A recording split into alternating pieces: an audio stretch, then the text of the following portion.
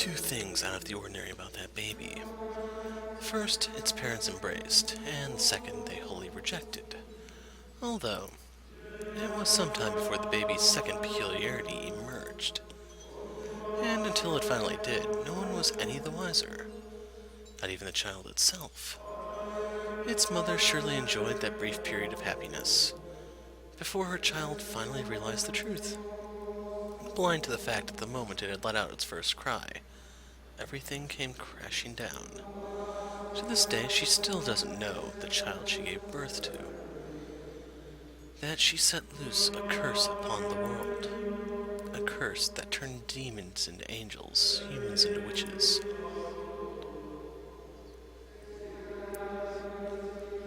My God, look at that. She's so beautiful, isn't she?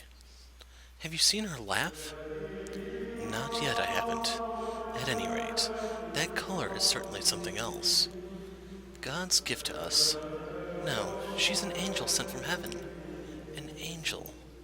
Yes, I can see it now, Liddy. Her white hair and almost translucent skin, it's beautiful.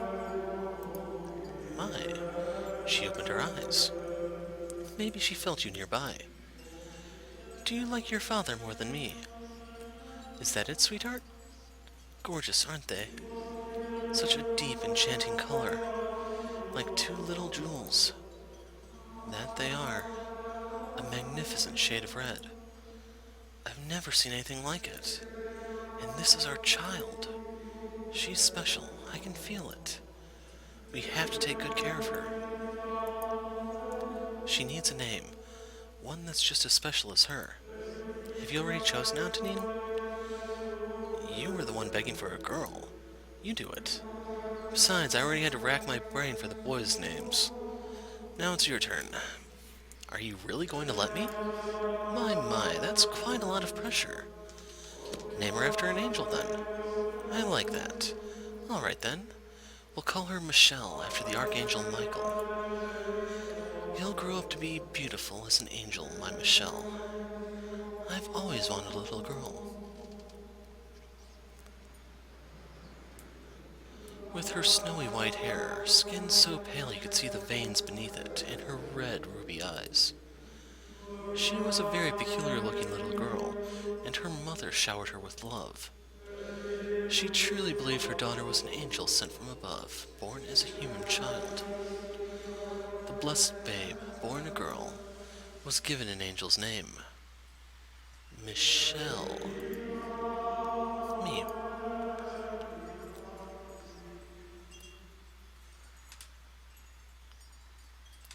Checkmate. Gah. I see, that's what you did. Curses, I completely overlooked that. I thought you were advancing with your pawns, but that was all a diversion. You're too short-sighted, DDA.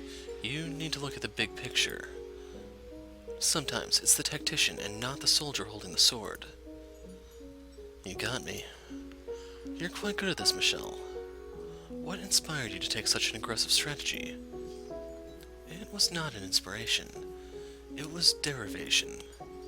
Derivation? Chess is in many ways similar to real war tactics. My military texts. You haven't read all of them, have you? I have nothing but time. Impressive. Even I haven't read all the books in my room. You plan to join the Order with that kind of knowledge? You jest. You're the one who's going to be a knight, DDA. That I am. War is the men's job, after all. I want you to be there to welcome me home. DDA, oh DDA. I'm in a bit of a bind. Oh, hello there, Michelle. I didn't know you were home. Georges? Like, I don't want to chime in like this, but normally the French version of this name is supposed to be Georg. There'd be an accent here. I'm just gonna pronounce it as is, like that. Georg. Since they're supposed to be in France. Just got back, yep. Oh ho, playing chess again, are ya? Let's see, what do we have here? Get away from the board. Yikes, you got trounced, huh? And you call yourself her big brother. As if you're any better. That's not funny, Georg. I cannot approve of someone who can't keep up with the flow of battle becoming a knight. Given our family's rank, you would eventually be put in charge of other soldiers. What, are you worried about me? No, I'm saying. I've been blessed with such a caring sister. But fear not. I have a guardian angel after all. Where's the logic in that? Sorry to interrupt your moment, but does nobody listen to me? Now, don't pout. So, what seems to be the problem, Georg? Yes, listen to this. The Royal Court is holding a swordsmanship show, and for some reason I was selected to participate. How unfortunate for you. I can already see you on the ground sobbing. Hey now, that's just mean. Besides, my hands weren't meant to hold a sword. Look at these dainty fingers. They're covered in calluses. Dainty calluses. Tell me, why would they have an artist's sword fight? That's the whole point, I would think. No need to get so worked up, no one's expecting you to win. Maybe not, but we do have a name to worry about. And you know what that means, don't you? I'm going to lose, that's a given. But I want to do it in style. I feel bad for your sword. Oh, don't be like that. Now, come on, time's wasting. To the courtyard we go. Just so you know, if I train you, I'm going to train you right. All I want to know is how to look good. What is it, Michelle? May I watch? Fine with me, but you know you can't go outside. I'll be watching from the hall. I can open one of the windows facing the courtyard. Still, you need to be careful. You can't spend too much time in the sun. I know. I had 2 older brothers. The eldest, Didier, belonged to an order of knights that served the church. And below him was Georg, who served as a court artist. He was, in all likelihood, who would inherit the family estate, as knights were not formally allowed to own property. Nevertheless, the Bollinger family name was upheld by Didier. And then there was me, the youngest, the only daughter. Physically, I was not in particularly good health. Because of the color of my skin, I was hypersensitive to sunlight. I rarely left the estate. My world was contained entirely within these walls. And perhaps out of some sense of pity or compassion, my 2 brothers spent a good deal of time with me. Didier played chess with me, and Georg taught me how to draw. And among other things, they taught me how to read and write. For a girl, I was incredibly fortunate. The one thing I wasn't allowed to do, though, was hold a sword. While hardly anything unusual, it bothered me deeply. And it had for as long as I could remember. If I had been told I couldn't do it because I lacked the strength, I probably would have accepted it. But the reason given was not that I was weak, but that I was a girl. And with each passing year, that smoldering frustration in the back of my heart grew larger. Come on, put your back into it. Like I said, all I want to do is put on a good show. Oh, you'll put on quite a show, unless you learn how to swing that sword properly. Give me a break. Out in the garden, my 2 brothers traded swings bare-chested. All I could do, though, was observe from afar. And every time I found myself forced to watch, I felt a sharp pain, like a needle piercing my chest. A needle that seemed to be growing ever thicker. My mother and my brothers loved me dearly, but that didn't change the fact that the outside world lay beyond my reach. I was trapped in the estate by my own body. At first I thought that was the root of my pain.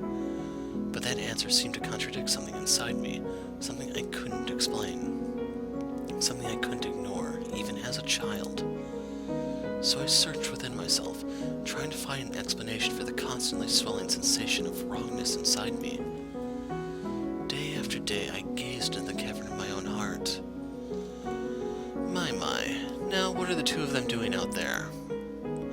Georg was asked to do a swordsmanship show at the royal court, so Didier is helping him. Swordsmanship? Oh, I just can't stand those shows. Blades are so dangerous. I can't watch people swing them at each other. Why don't you come back to your room with me, Michelle? I would love to teach you how to sew. But, Mom, I want to watch them practice. Michelle. First of all, you need to watch how you speak, young lady. You do not call me Mom, you call me Mother. This is what happens when you spend so much time around boys. As your mother, I don't approve of you playing chess or making art. A woman has no need for such skills. They will only make you look insolent. But I want you to grow up to be a respectable woman. That is my job and my dream as your mother. Now, come. I would rather you looked at some fine embroidery with me than a couple of sweaty men. Yes, Mother. You are my little girl after all. Spending time with my mother was agonizing. Was it because her world was so isolated? No, that wasn't it. Her gentle voice, the sweet scent of her perfume, the way she constantly told me how she loved me, and her diatribes about how wonderful it was to be a girl. Everything she did put so much pressure on me. But above all, she loved to say, "You are my little girl after all." And there was nothing strange about that at all. Every time I looked in the mirror, I saw the daughter of a noble. That was who I was, so the only thing wrong was how I felt. But every time I was faced with the reality of who I was, my heart wavered. I had no interest in learning to embroider. I didn't understand why that was necessary. I knew what purpose it served. Everything she taught me, I would need when I was wed off to some noble boy, and it was my responsibility to learn those things. It didn't feel right, though. I couldn't even accept the fact that one day I would be married. It was but an ominous shadow lurking in my future. I would have preferred ravaging the books in DDA's room than having a conversation with my mother. Tales of heroes of old and dauntless soldiers. Military texts written by tacticians in the midst of war. Thinking about them set my heart aflutter and made me think about my brother. He was training to be a knight. I envisioned armor flecked with rust, a longsword glimmering with the blood of savages. Soon I found myself in my fantasies, imagining how the sword would feel in my hands. The sensation of the hilt beneath my fingers, swinging it gallantly like my brother. How heavy was it? How much muscle would I need to carry it? How much impact would I feel in my hands when I struck something? How restricted would my vision be wearing a helmet? How much did it weigh? How hot was it inside? I had no way of answering any of those questions, though.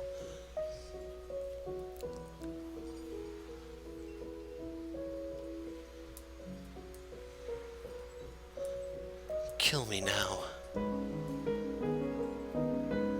I have some cloth, if you'd like to wipe yourself off. Yeah, thanks. I'm so dead. You were at it for a long time. I've never known Dee to half-ass something once he gets started. Which, I guess, is what makes him knight material, but... Are you opposed to him becoming a knight? Well, you know, I kinda assumed he'd inherit the estate and handle taking care of everything. So it's like, why has he gotta go and be some priest's whipping boy? Don't tell him I said that, though. He wants to fight for the greater good. No, despite the name, he wouldn't be doing much fighting himself. Anywho, someone as passionate as him might be able to make changes for the better. Changes? He knows what condition the Order is in. That's why he's joining. Figure he wants to whip him into shape, melt him down, and reforge the whole thing.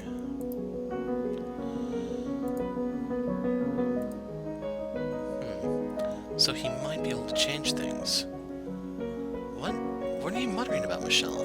Hey, whoa, hold it.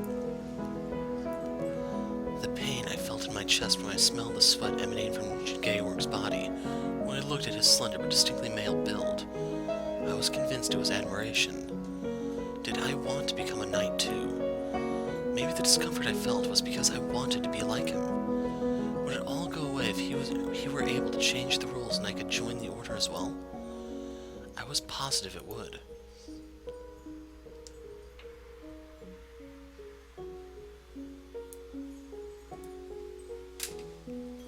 DDA. Michelle, hold on. You can't come barging into my room unannounced. I'm trying to change. We need to talk. I said stop. You're a girl. You can't just walk in on a man as he's changing. I see no reason for you to be so self-conscious. Listen to me, Michelle. Georg tells me you're planning to overhaul the Order. He told you that? No, I hardly have such grand ambitions. Aspirations. Don't be coy. I believe you have what it takes to do it, DDA. What's gotten into you? You're unusually fiery today. So I want to ask you a favor. When you have enough influence in the Order, I would like you to make me a knight too. You what? I'm tired of the way Mother treats me. Always saying I can't do this or that because I'm a girl. I want to learn how to swing a sword. I don't want to do embroidery. I don't care about jewelry or fancy clothing. Michelle, what's gotten into you? I'm so much more interested in the world you live in, DDA. So please. Well, I'll be. I suppose we must have let ourselves spend too much time with you. Not you two. That's exactly what Mother said. First of all, Michelle, you don't have the strength to hold a sword. Then I'll train until I do. And if that doesn't work, I still have my mind. You know good and well I could. People are not chess pieces, Michelle. But DDA. But above all, you're missing the most important point. I will not, for any reason, become the kind of man who makes a woman take up a sword. DDA. This may seem normal to you, growing up with two brothers, but I want you to listen to me, Michelle. Men and women walk different paths. Men wield swords and fight against dangerous enemies, and they do so to protect the weak, women and children. I am here to protect you and your mother. You're no different than her. You don't treat me any different than her. Honestly, what's gotten into you, Michelle? Why wouldn't I treat you like a daughter of the Bollinger estate? Your brother and I, we never meant to make you think. Forget it. What? I'm sorry, I knew what I was asking was foolish. Oh? But I thought you would understand how I feel. Even just a little bit. What was I expecting him to understand? Even I didn't understand the things I felt. I wanted to know what had gotten into me far more than he did. What I had done was no better than throw a temper tantrum. Was I that desperate to become a knight? No. I just thought that the key to the chains in my heart lay down that road. But ultimately, there was nothing. Assuming DDA had agreed, and assuming I did become a knight, it wouldn't do anything for the core problem. As I dashed from my brother's room, I snuck a peek at him.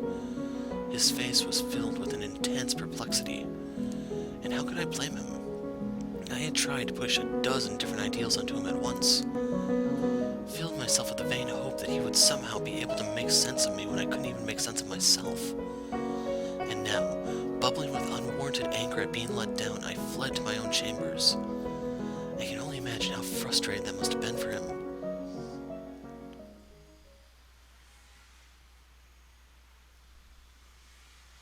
It was the spring of my 14th year.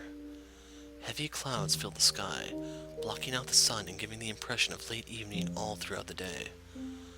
I, for one, preferred it when the sun wasn't out.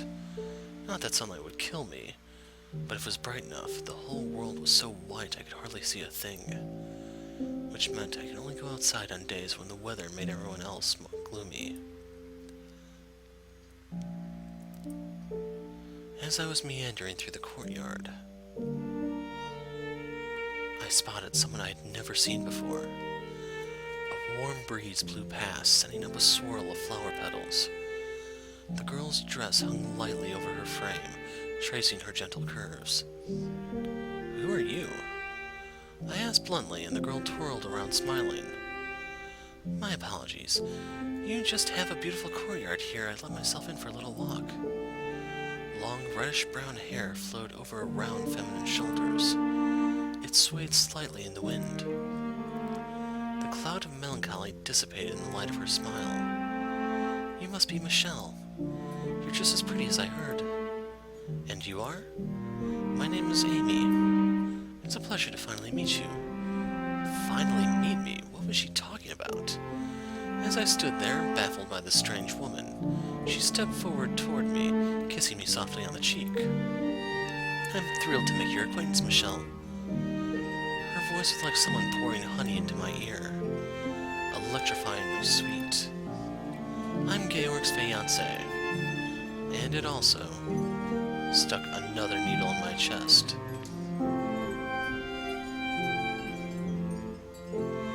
She was a noble girl by the name of Amy Joubert. Though only 15, she was the very image of refined, polished to a shine. No one had told me my brother was to be married. It came out of nowhere, and it seemed I was the only one who didn't know. That evening, when the family gathered around the table for supper, Amy was there too, and they prepared an extravagant feast for the occasion.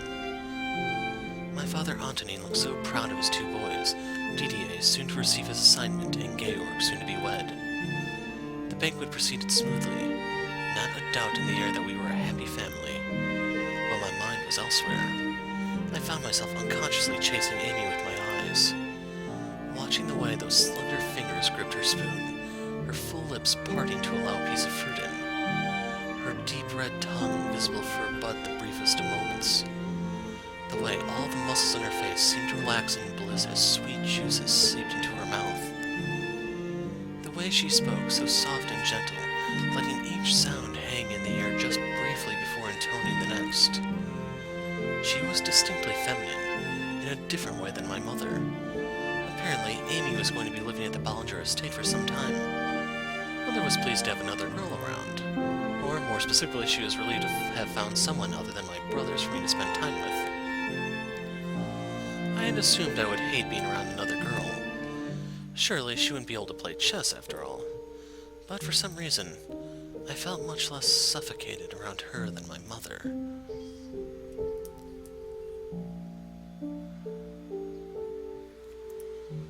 One night, Amy's family and an array of nobles from both houses' social circles had assembled at the estate for a party.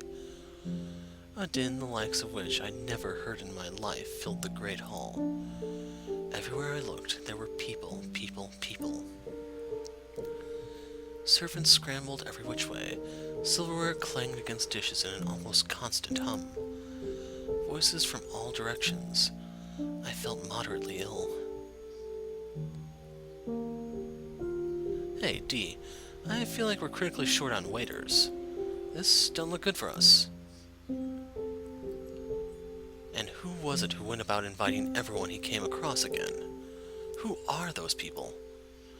"They're artistes like me. I met them at the court.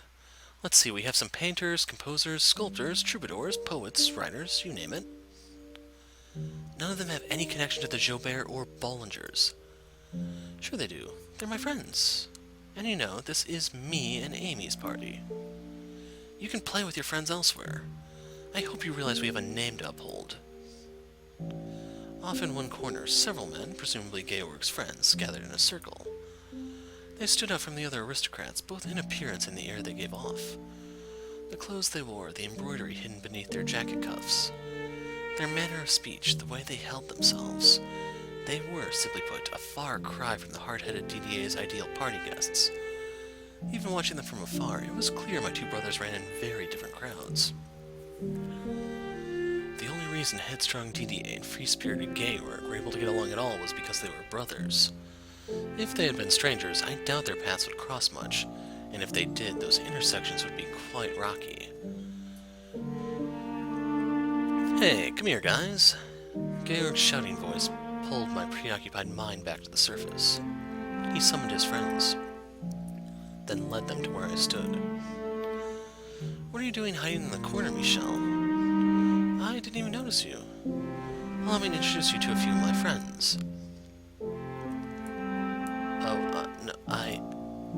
Georg put his hands on my shoulders, peeling me off the wall and standing me in front of his male friends. Socialization was the last thing on my mind. I searched for DDA, hoping he would come to my rescue, but he was off trading pleasantries, facing away from me. "This is my baby sister, Michelle. Be nice." "Georg, I don't..."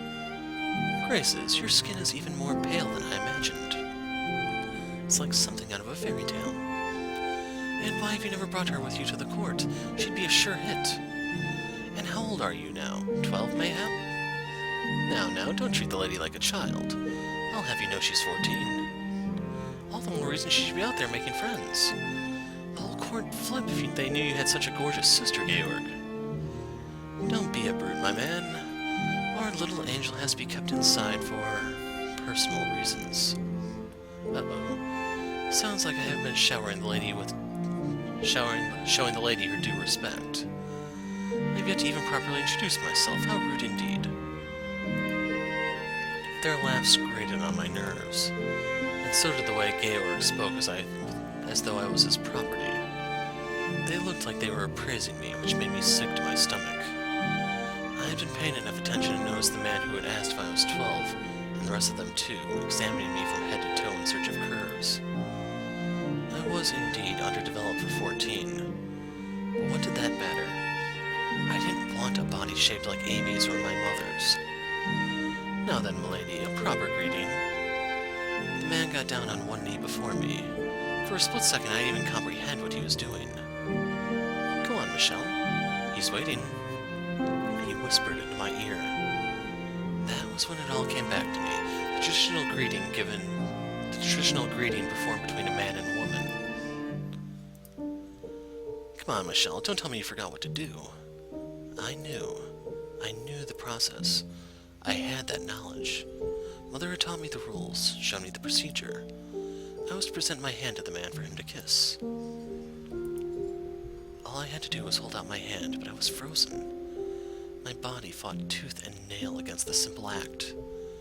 The thought of that man putting his lips on my skin sent a chill through me. Why was this a traditional greeting? Why did I have to go through this? "Michelle." By the sound of Georg's frantic voice, my arm creaked up from my side. Then I remembered that despite being his friends, they were still nobility. As wanton as his social interactions may have been, he still had a reputation to maintain. And I understood that. I also understood that as their sister, it was my responsibility not to do anything that might tarnish either of my brothers' names. Also, by tradition, the man wasn't supposed to actually kiss the woman's hand. The proper way to do it required he simply mimic the act rather than make real contact. That much I could handle. The man kneeling before me gave an uncomfortable chuckle at my reluctance, shrugged, and reverently took my hand in his. And then he pressed his lips firmly against my skin. There was a vaguely warm sensation on the back of my hand for the briefest moment. "What do you..." Reflexively, I smacked the man's hand away. Georg's eyes went wide in horror, and the man gave another playful shrug. "I was merely offering you a greeting, my lady. Or is even that a new experience to you? Your innocence is truly precious." I was half a second away from throwing a barrage of insults, but I bit my tongue and stomped off instead. "What? Michelle? Hey, come back, Michelle." I had spent all that time convincing myself I couldn't humiliate my brothers, but now I wouldn't hear a word of it. I had drawn a fair bit of attention, and other people tried to stop me too. But I brushed them all off, marching my way out of the great hall.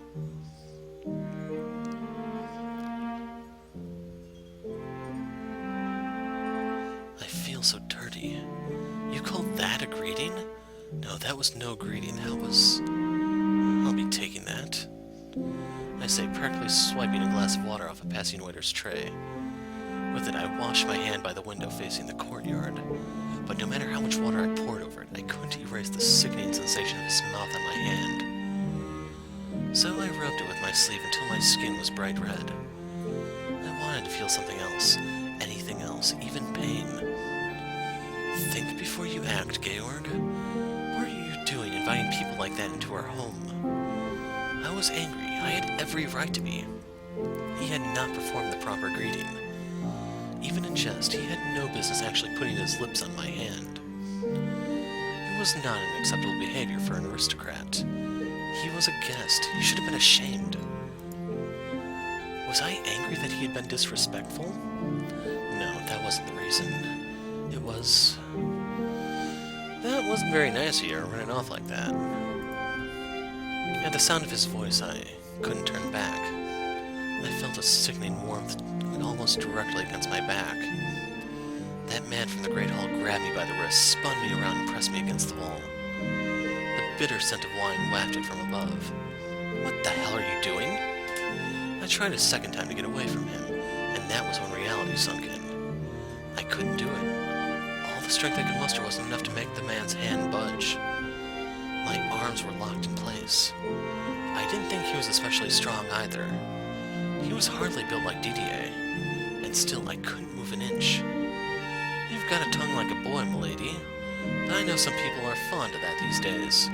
Can't say I mind myself. Let go. Had I always been this feeble? Were my arms truly so worthless I couldn't even escape this brute's grip? Why did I have to get stuck with this body? Now, just so we're clear, I'm not going to hurt you. I'm no monster, I promise you that. Then why are you holding me against the wall? Because I want a chance to try and woo you. I apologize if I made you uncomfortable back there, but the second I laid eyes on you, I knew you were a keeper. Then let go of me. But if I do that, you'll run away. And it's my personal rule never to let go of anything I like. Your brother says you can't go outside, so if I set you loose now, I might never get a chance to catch you again. I wanted to vomit. Apparently, taking my silence for approval, the man perked up and kept going. If you're not accustomed to being around men, then why not use this as an opportunity to get familiar? Not a half-bad idea if I do say so myself, and I think we'd get along quite well. Besides, I'm a minstrel. Spend some time with me, and I'll write you all the songs you could possibly want. Get away from me. Ah, you really do have the most striking eyes. Makes me want to keep them all for myself. With a muse like that, I could write the most incredible songs you've ever heard. I said get back, you creep. That's odd. That one's never failed me. The man brought his face in just inches from mine and peered into my eyes. I could feel his hot, white, wine-stenched breath against my cheeks. It gave me the chills. Those things pop up. I couldn't understand why this was happening to me. Panic and confusion had my heart racing. Go try your luck with someone else. I'm not interested. You will be soon enough, darling. You've simply never known a man's touch. He drew closer. He was already practically on top of me, but still he closed in. Closer and closer. The world faded out. I couldn't see anything. I could feel his rising body heat so near it made me feel nauseous.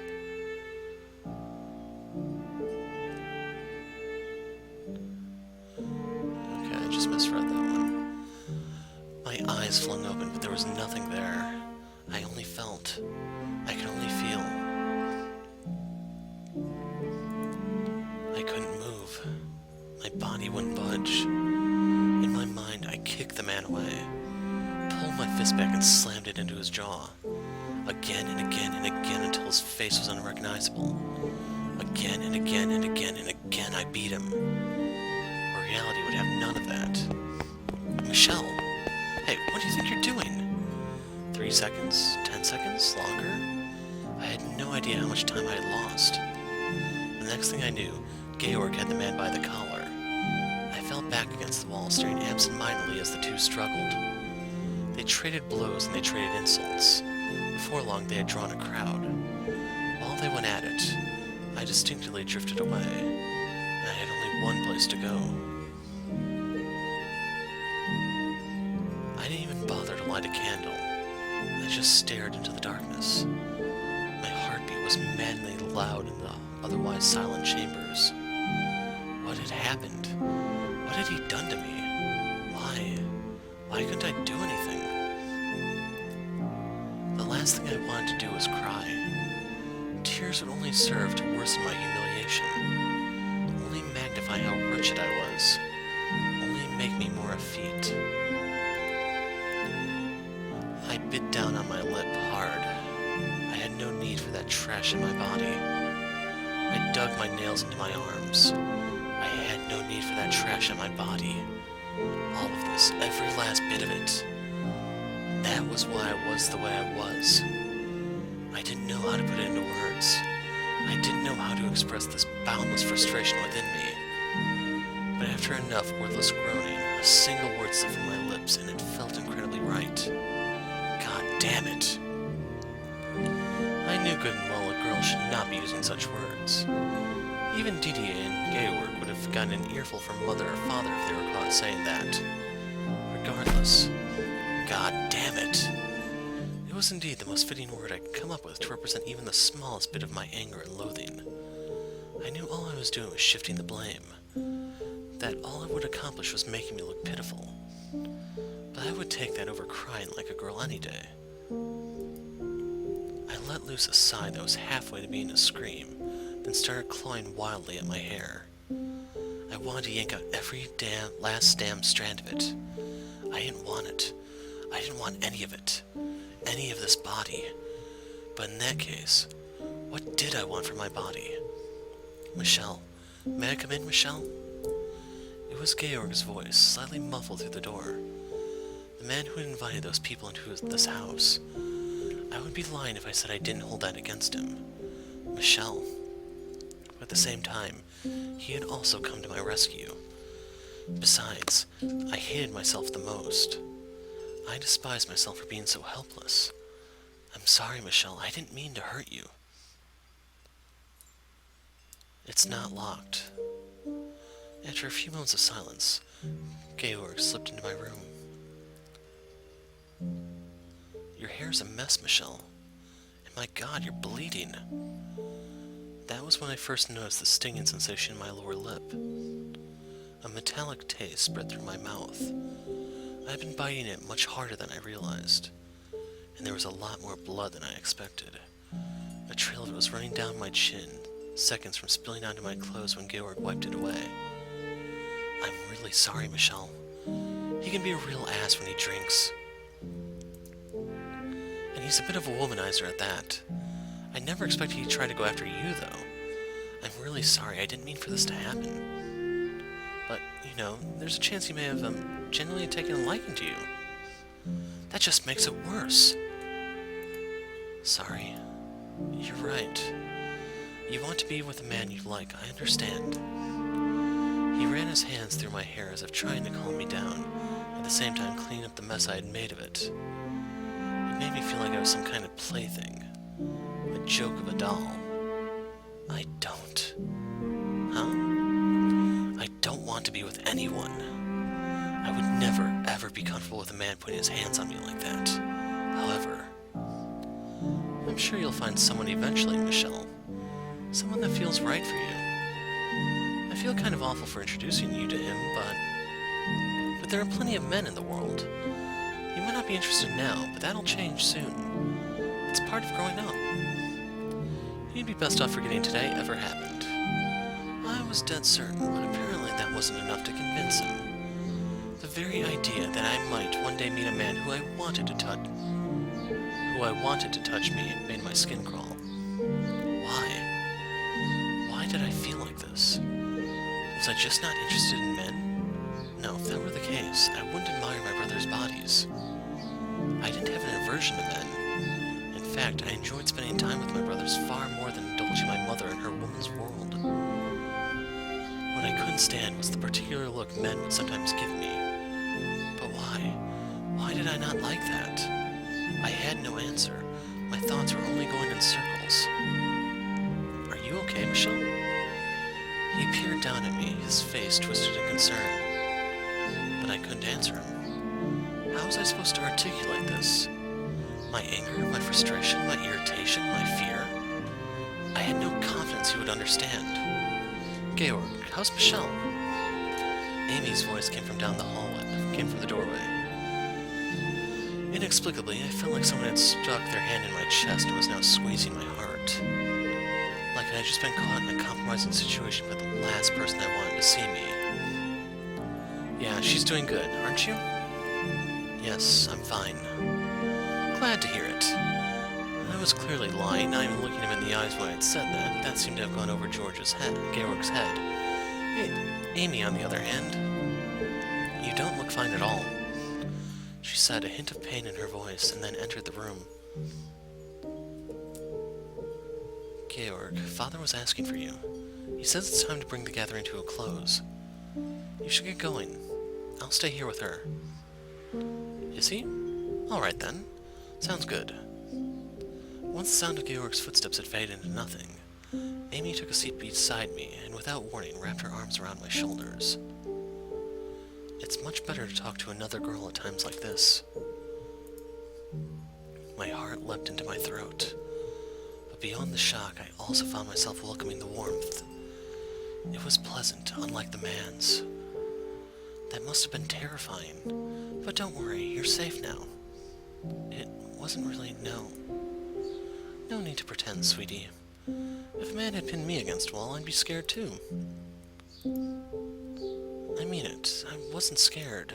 I'm just disappointed in myself. Alright, I believe you. You're a strong girl, Michelle. There aren't many who wouldn't have been scared. I'll be sure to give Georg a stern talking to about his choice in friends. Something I learned today is that he's somewhat of a pushover. You're a lot more tenacious than I thought. As a woman in this world, you have to be. And if you're not, well, you'll figure it out soon enough, Michelle. Of course, even as strong as you are, I'm sure it'll still be difficult to forget what happened to you today. Georg had told me to forget it as soon as possible, and Amy that I wouldn't be able to. Was it the difference in their individual perspectives, or was it the difference between the way men and women thought? I wasn't sure. As my head rested against her breast, a bit of my frustration slipped out. I couldn't move my arms at all. He didn't even seem all that strong. I couldn't believe that I was really so weak. It's just the way of the world, Michelle. Men are physically stronger than women, so you'll almost never overpower one. You're not any weaker than a normal girl. Don't blame yourself. Though it wasn't the consolation I had hoped for, her words still filled me with warmth. I had exploited my own weakness to hear more of that soothing voice, and I alone knew how foolish I was in doing so.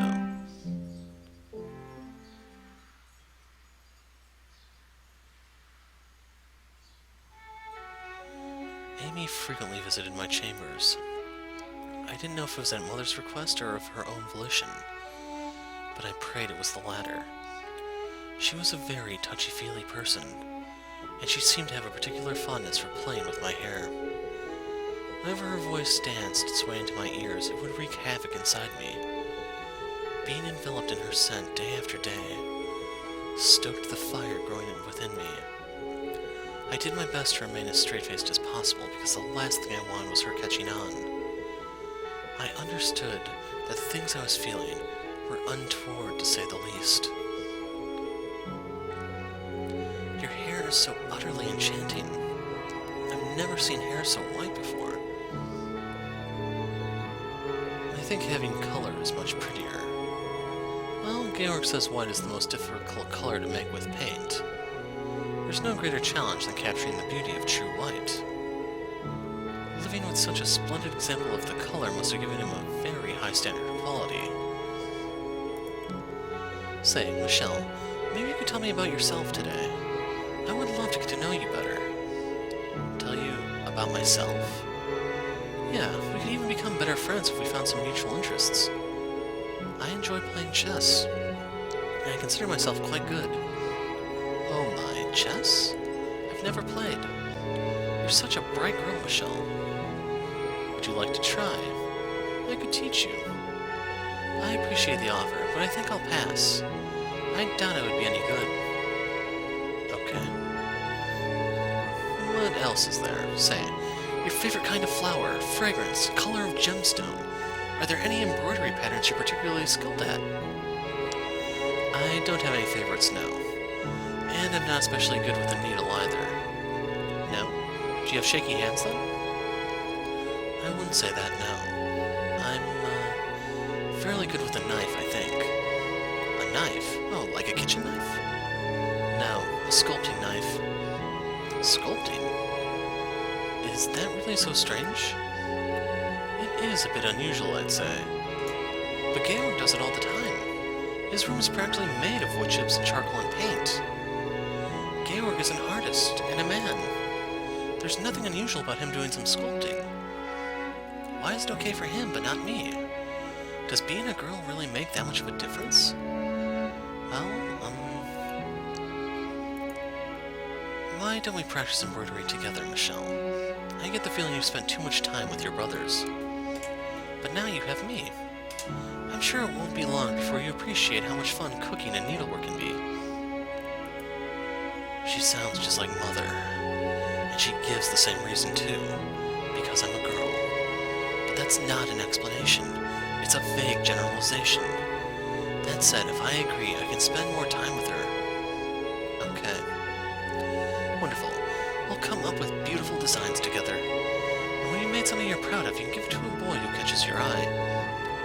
Or if you prefer, you can give it to your father or brother. I would like Georg to have what I make, though. I've been wondering, did you and Georg meet at the royal court? Oh, heavens no. I've never been to the court. One day, my father told me I was getting married. And the next day is when we first met. It happened that quickly? What, are you worried about me, Michelle? Don't worry, I'm not displeased with the arrangement. In fact, I'm quite happy with it. Aristocratic marriages are almost always sudden. And as a woman, you get used to being a piece in their games. But Georg, he is different. He's a gentleman. A gentleman? Him? You sound surprised. I believe hedonism suits him better. Oh, I quite disagree. I have complete faith he'll do good by me. I couldn't fathom where she found such confidence in him. Especially a man she'd only just met. How could she trust him at all? She was nothing but a pawn, and she knew it. So maybe she was simply putting on an act. I had trouble believing her smile was anything but genuine, though. One day, you'll meet the right man for you, Michelle. And he won't be a drunk like the guy from earlier. He'll be a kind, hard-working, respectable man. I would rather not find anyone. I suppose this is all still too soon for you, huh? Say, how old are you, Michelle? 14. Oh, wow. I assumed you were younger. Do I really look that young? No hard feelings. You're just like a tiny little doll, so small and slender. And look, not one bit of meat up here at all. Hey! She playfully grabbed me from behind and started prodding at my chest. As her delicate fingers slid across my skin, I found myself gripped by very indecent urges. Every heavy thump of my heart felt sinful. She couldn't know. I couldn't let her. Everything I'd been fighting to keep down came hurtling to the surface. You're so cold, you know that? She was touching me like it was nothing, caressing my hair. Was she this intimate with Georg? Or was it because I was a younger girl that she was so keen on putting her hands all over me?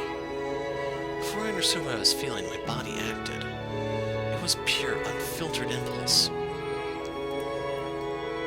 In my attempts to escape from her grip, I twisted around only to find my face inches from Amy's.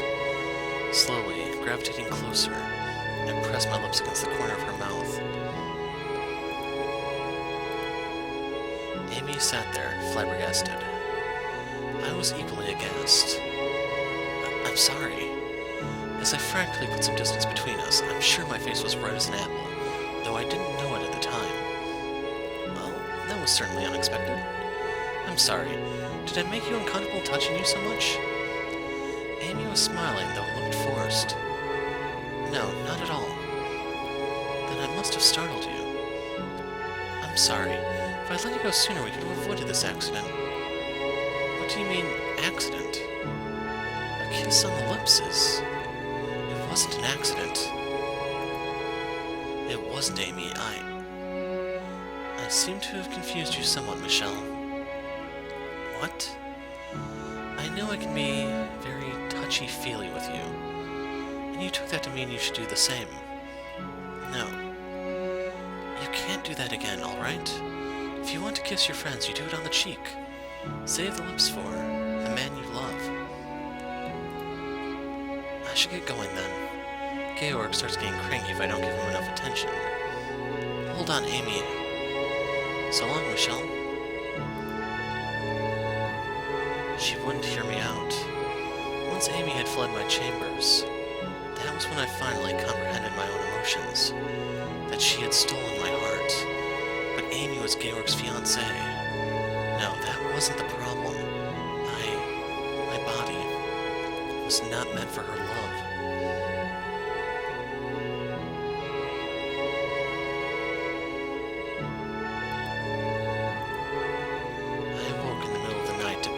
Joints. Not enough exercise, I guess.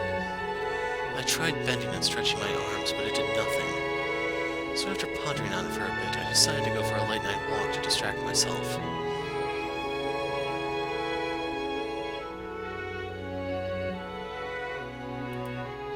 As I approached the corridor adjacent to the courtyard, I heard a woman's voice. I'm still concerned about staying here. Amy's voice. Doing my best to remain perfectly quiet, I pressed myself up against the wall by the window and listened in on their conversation. I knew it was improper to eavesdrop, but the sound of her voice had me frozen in place. It's Michelle. I'm afraid I've confused her. A tiny jolt ran down my spine, my muscles all tensing up at once. The sound of my name rising to her lips, but not in the way I would have liked. She kissed me. Well, almost, but how could I have guessed she thought of me that way? Mother told me she didn't have any female friends, and asked me to be one for her, which is why... So she had only been coming to see me because Mother had asked her to. I had been afraid of that. Afraid that she wasn't there to be with me. That she had no fondness for me. That my yearning for her was one-sided. She kind of scares me, the way she looks at me, always watching every little move I make. I'm sensitive to that sort of thing. I can tell what's going through Michelle's mind. I managed to deflect it this time, but I should never have gotten friendly with her. She had seen through me from day one, understood what I was feeling before even I had. It's disgusting. Homosexuality? Homosexuality? Did I hear her right? Something inside me crumbled, and with it came an intense sense of wrongness. There it was again, that overpowering discomfort, that fear coursing through my veins, that repulsion, that irritation, that apprehension. What on earth was I? Did I view Amy as a member of the same sex? Were the things I felt homosexual? I heard Amy sigh from beyond the window. Then, the man beside her, who she was confiding all this in, replied, "She's still just a child." That voice, and one with underdeveloped social skills besides, understand that she's going to do and say some inappropriate things. It's not uncommon for a child to mistake admiration for love. And I didn't know this until recently. When she gets something into her head, she has a tendency to run with it without thinking. It was not the man's I'd assumed it was. The other day, she asked me to let her be a knight. I can't imagine how she thought that would end any other way. Why? It's not very often there are women other than Mother at the estate. I imagine she simply got nervous being around you and something got mixed up in her head. Why was Didier out there with her? I hope that's all it was. Amy, hadn't you told me you thought Georg was a gentleman? So what were you doing? Getting so friendly with Didier? Weren't you my ally? Or was that all an act like her? You were going to be a knight, so why were you out here with your brother's fiancée? I'm glad to have you here, so I hope you can figure something out to make it work. I'll do what I can, and I'm kind of reluctant to say this to you, but something has to change. As it is, she kind of grosses me out. She grosses me out. So what? I was some kind of sick, disgusting creature? All I had done was show feelings for her. I couldn't be gay or Didier. The needles piercing me expanded, both in size and number. Soon I was being skewered by a dozen of them, and the heated sighs rising from the courtyard only served to make the pain worse. All I could do was cover my ears and run.